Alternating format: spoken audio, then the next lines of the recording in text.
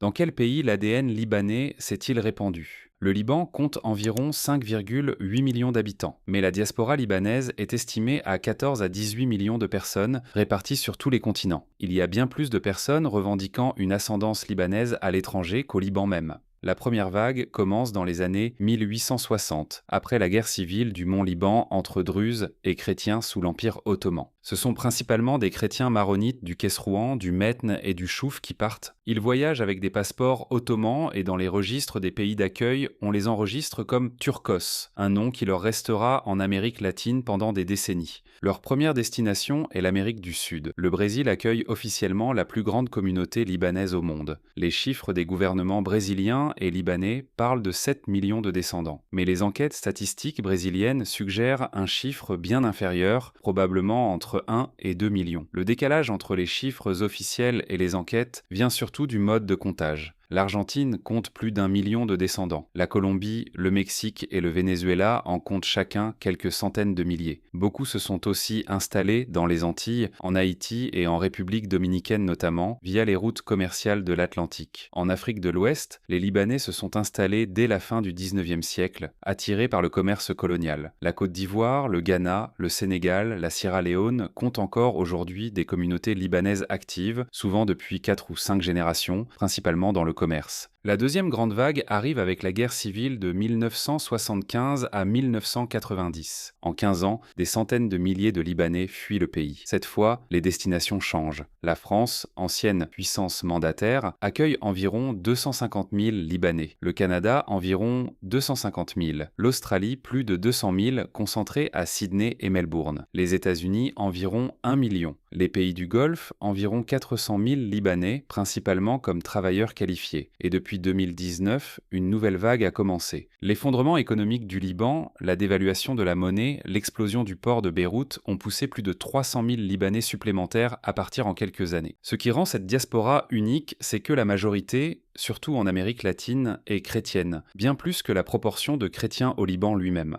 Les premières vagues étaient portées par des maronites fuyant les persécutions. Au Brésil, en Argentine, au Mexique, les communautés libanaises sont presque entièrement chrétiennes, avec des églises maronites qui maintiennent la culture depuis plus d'un siècle. Au final, le Liban est un pays de presque 6 millions d'habitants dont la diaspora dépasse les 10 millions, même en corrigeant les chiffres les plus gonflés. Du Brésil à l'Australie, du Sénégal au Michigan, l'ADN libanais s'est répandu sur tous les continents, porté par des vagues successives de guerres, de persécutions, d'opportunités et de crises économiques. Si vous ne voulez pas rater la prochaine vidéo sur la génétique des peuples, abonnez-vous.